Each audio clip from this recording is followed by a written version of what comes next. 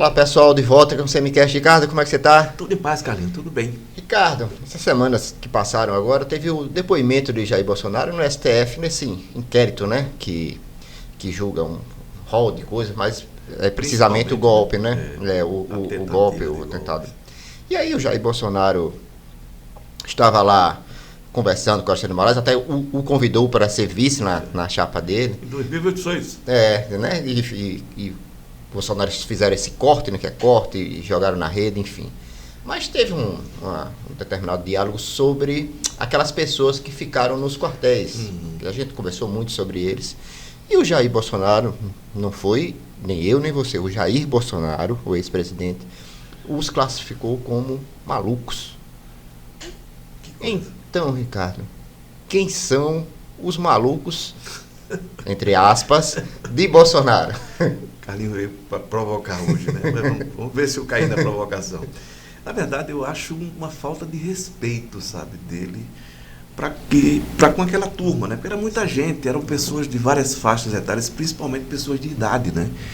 Que iam para a porta dos quartéis. Aqui houve um caso, eu cheguei até a falar superficialmente, que eu conheço, uma pessoa que eu conheço, de idade, já com uma certa demência, que a família colocava lá de manhã, ia pegar no final da tarde, quando, enfim, a movimentação já não era tão intensa. Eu acho que é um desrespeito, uma humilhação para aquelas pessoas que estavam ali, porque, de alguma forma, elas acreditavam que o que elas estavam fazendo era importante. Se movidas por um personagem carismático, né, que mobilizou, e sem dúvida nenhuma o Bolsonaro é carismático, né, mobilizou milhões de brasileiros, né, com o discurso de que ali, né, o golpe era, nitidamente se acenava para o golpe, era a solução para o país. Essas pessoas acreditaram. Tem muito ali de frustração, sim, tem muito de ressentimento, tem sim daquelas pessoas que ali estavam, mas tem também de esperança. Aquelas pessoas ali, de um jeito ou de outro, a gente precisa respeitar isso. Elas tinham esperança de que o país desse uma volta, né, na situação que vivia e que vive hoje ainda, né? Há problema sim, acho que melhorou, mas não o suficiente para que a gente não reclame, pelo contrário. Todo governo só age se pressionado. Todo e qualquer governo, em qualquer momento da história, em qualquer lugar do mundo. Mas, independentemente daquilo, aquelas pessoas que estavam ali não eram malucas. Eram pessoas que tinham alguma esperança, mesmo que movidas, repito, por ressentimento, por frustrações, por sofrimento, né? Elas estavam ali acreditando que alguma coisa de bom poderia acontecer no país. Era o golpe. As pessoas não tinham nem noção do que é golpe. É interessante, você pode ver, se você pega o perfil geral, né, dos que ali estavam, que eles chamam de malucos, isso, eram pessoas que nunca tiveram uma atividade política pessoal, né, em suas vidas. Eram o que se poderia chamar de alienados. E que de repente se descobriram porque, principalmente nas redes sociais, que pertenciam a um grupo extremamente, ou seja, aquele sentimento de pertencimento, né, a um grupo que poderia mudar o país radicalmente. E aí essas pessoas foram para ali, houve um desgaste, houve manipulação, evidentemente, porque tem quantos empresários, né, que financiavam ali aqueles acampamentos, e ali, estes sim eram mal intencionados, estes sim, e não tem nada de malucos. Eu nunca gostei dessa história de dizer que o Hitler é um maluco, o Trump é um maluco. Até hoje, minha mulher, quando o Trump aparece, você é um maluco? Não é, eu digo, ela não é um maluco. Ele sabe o que está fazendo. Ele está falando para uma faixa da população extremamente infeliz e insatisfeita com a realidade vivida. As suas frustrações estão ali. E aí o cara apresenta uma solução mágica, né? O Bolsonaro era Deus, pátria e família. O Trump, América grande novamente. O Hitler também era a mesma coisa. A pan-germania, né? A Alemanha grande, gigantesca, o império alemão mais uma vez. E esses caras souberam manipular a vontade das populações por conta exatamente da vulnerabilidade delas. Não tem nada de maluco.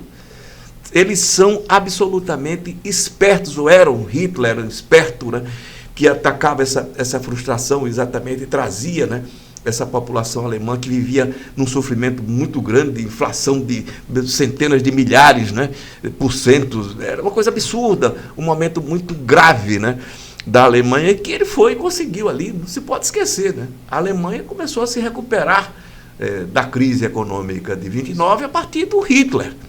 A partir do Hitler.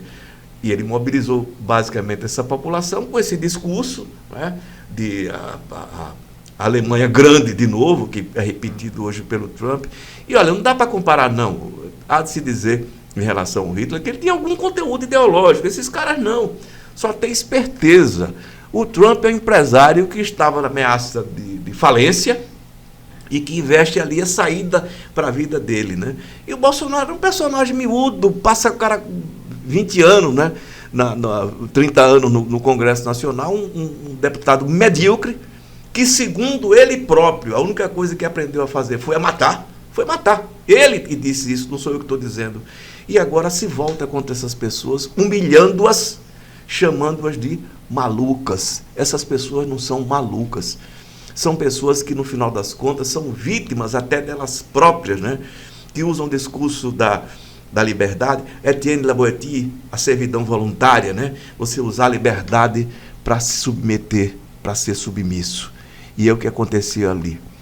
Então, eu discordo radicalmente, acho que essas pessoas não eram malucas, como acho que o Bolsonaro não é maluco, como acho que o Trump não é maluco. Esses caras sabem manipular o sentimento da massa e, principalmente, se há sofrimento ali, e que era o caso. A manifestação dele, Bolsonaro, para se defender, dizer, não, quem estava dizendo isso eram aqueles malucos, eram malucos. Repito, essas pessoas não são malucas, e ainda que eu discordasse delas radicalmente, discordo, né? E ainda que tem muita piada, né? Há quem diga, né? Tem uma piada circulante, diz, a única coisa que não é fake news que o Bolsonaro disse é chamar os seguidores dele de malucos. E eu repito, vou discordar. Essas pessoas manifestavam ali seu sofrimento e alguma esperança. E ele seria a última pessoa, deveria ser, a chamar aqueles manifestantes ali, repito, pessoas com história de alienação política a vida toda e que de repente acham que podem ser os grandes revolucionários, transformar, mudar o Brasil através de um golpe. Pessoas que não têm nem ideia do que foi o regime militar. A imensa e monumental maioria não tem ideia do que é um regime militar, do que é uma ditadura militar, do significado da censura, da violência, da tortura a preso político. Essas pessoas estavam ali de boa vontade, estavam ali basicamente iludidas e enganadas. E agora vem um enganador chamá-las de malucas. Isso é uma falta de respeito. Pois é. Os malucos, entre aspas, mais uma vez, os malucos que eram incentivados por eles, com mensagens na internet por eles e pelos filhos. Ele alimentou ali, fiquem né? firmes. Exatamente. Então, era o tempo todo, fiquem firmes. Tinha lá e pedia, né, apoio empresariado. Quantos empresários que a gente sabe aqui que financiavam aquilo? E depois tudo escondidinho, né? Tudo ficou escondido. Depois do 8 de janeiro, essa turma se escondeu. Exatamente. E eles chegaram, vários deles, gente, chegaram aqui a temer que houvesse, como houve em outros estados, né, a descoberta de que eles mantinham aquilo com grana, com dinheiro, porque custava barato. Né? Pastel com água. Era. Mas era a mesma estrutura dos comícios da Praça Vera Arruda, estou falando de Maceió.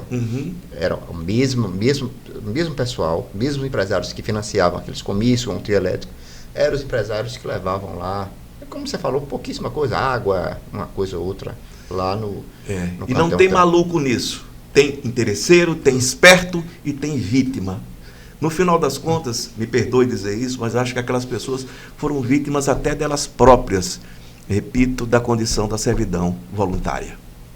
É isso. Então, já que você falou uma referência literária, eu vou começar também aqui com a minha dica cultural.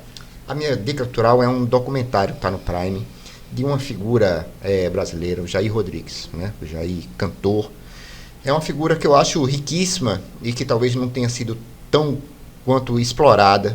Ele é até uma figura um tanto quanto folclórica, a gente vê aquela pessoa alegre, mas ele tem uma história muito rica por trás. Além de ser um pioneiro nos ritmos, né? Ele veio do samba, migrou para a bossa nova na época dos festivais, com MPB, mas depois ele flertou com soul, com rap, Deixou uma família de músicos, gente que adora música. E esse documentário é muito legal, tá lá no Prime. Ele voa, né? Sabe aquele 1h30 que... agradável, que voa. Daí vai desde dos festivais até os últimos dias dele. Já aqui, ele morreu em 2014, né? Teve um ataque cardíaco do miocárdio. Na sauna de casa mesmo, assim. Então é uma figura muito rica. Eu, por exemplo, não conhecia tanto, não passava por ele assim, como eu passo por vários artistas, como mais uma figura, e achei muito interessante. Mas parece que tem algo a dizer sobre o Jair Rodrigues. Não, primeiro sim, ao contrário de você, eu conheci pessoalmente, e Jair Rodrigues apareceu na minha vida, era um garoto ainda, né? Na televisão, cantando Deixa que diga, que pense. E, aliás, eu não sabia, na biografia do Hermeto Pascoal, conta que ele foi quem inventou aquela história do Deixa que diga, que pense. Foi o Hermeto Pascoal, né? Que achou interessante aquilo e sugeriu a ele, e ele incorporou aquilo e virou um clássico, né? Dizem, é o primeiro rap, rap nacional. nacional, né? Mas é muito legal. E, há alguns anos, eu não me lembro exatamente quando, era dia 31 de dezembro. E no Réveillon, aqui, acho que no Hotel Jatiuca, ele iria se apresentar. E alguém me sugeriu, você gostaria de entrevistar o Jair Rodrigues? Claro, Jair Rodrigues, dia 31, você terminar o ano, né? E eu entrava de férias no dia seguinte com o Jair Rodrigues, uma figura muito animada, alegre.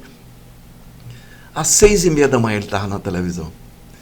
E com uma alegria impressionante. Cantou, dançou sentado na cadeira, ou seja, um personagem dele próprio. E você tem razão, você sempre tem algo de triste, né? Em quem é muito alegre. E não tenho dúvida, eu vou ver esse documentário e saber exatamente o que era, mas era um personagem único, um cara que teve programa de televisão, né? O Fino da Bossa, né? Isso, ele e a Elis Regina.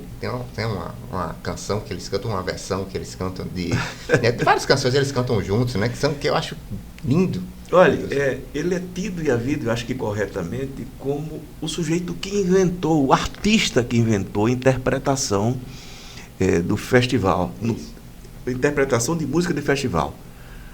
Prepare o seu coração disparado. Ele botou o pé na frente, né? E o outro pé para trás, e cantando com uma força como quem ia para um embate, para uma guerra, né? E aquilo ficou tão marcado, né, na história da música popular brasileira, que a partir de então, os intérpretes das canções de guerra, e assim podemos chamar, né, da época dos festivais, esses intérpretes imitavam Jair Rodrigues, um personagem. Se eu não me engano, ele ganhou esse festival junto com o Roda Viva, Chico Buarque, acho que dividiram É uma história belíssima ali. Na verdade, o corpo de jurados tinha decidido pela vitória, né, da banda. A banda. E eles foram comunicar ao Chico, antes de anunciar para o público. O Chico disse, eu não aceito. Disparado é melhor do que a banda. Aí os caras ficaram para lá, o que a gente faz? Se me chamarem, eu não vou. Se me chamarem como vencedor, eu não vou. O Zusa Homem de Melo revelou isso 40 anos depois. Na Era dos Festivais, é um livro muito agradável também. E aí o Chico disse, o que a gente faz? Aí eles resolveram, disse, olha Chico, vamos fazer o seguinte, ao invés de você ganhar sozinho, a gente vai dividir o prêmio entre os dois. Aí eu aceito. Mas você vê o tamanho, o Chico era um rapazote de 20 e poucos anos de idade. Mas você vê que caráter e dignidade não tem idade. É isso. E a sua dica, Ricardo? A minha dica é esse livro do Émile Zola. Isso para um feriadão é uma maravilha. O Paraíso das Damas. É um livro muito agradável, né? O Zola é mais conhecido por Jacuzzi, né? Que é o caso do Dreyfus, né?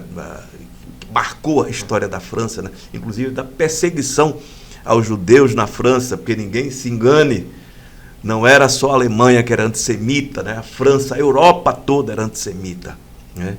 E particularmente a França, a gente viu na ocupação, né? Tem um filme belíssimo, A Chave de Sara, que se vocês puderem ver, veja, porque vale muito a pena. É documental aquilo, vale a pena. E aqui tem um Germinal também, que é o outro clássico, né? Social, mas o Paraíso das Damas, ele narra aqui, de forma romanceada, o início da sociedade de consumo na França, né? Isso aqui é Paris, século XIX, né? O Paraíso das Damas é um estabelecimento comercial, como se fosse uma loja de departamento, né? Roupas, sapatos e vários outros artigos, né? E vai mostrando como o capitalismo vai se estabelecendo de tal forma ali, e é o que acontece, contado, né, enfim, ao longo do romance, que tem uma história de amor também muito bonita, e vai eliminando da concorrência, por exemplo, aqueles que trabalhavam por conta própria. Pequenos comerciantes, feirantes, enfim, artesãos, né? Os artesãos que faziam suas roupas, ou tapetes, etc., que vendiam na rua, ou em pequeníssimos estabelecimentos. E aí você cria um shopping center, um pré-shopping center, e começa a vender a crédito. E as pessoas começam a ir para o Paraíso das Damas. É um livro extremamente interessante. Você vai entendendo essa história, né, como isso foi acontecendo, de forma maravilhosa, porque o Zola escreve lindamente. Então vale a pena. O Paraíso das Damas, se você comprar hoje, né, você vai ler no final de semana. Chega em 72 horas no máximo. Pois é, e hoje, no meu caso, me desculpe, eu brinco até com um amigo meu, disse assim, você tem algum acerto lá com um determinado, enfim, estabelecimento na internet que vende, que o meu chega em 24 horas, normalmente, eu apareço com prioridade. Acho que é por causa da minha idade, viu?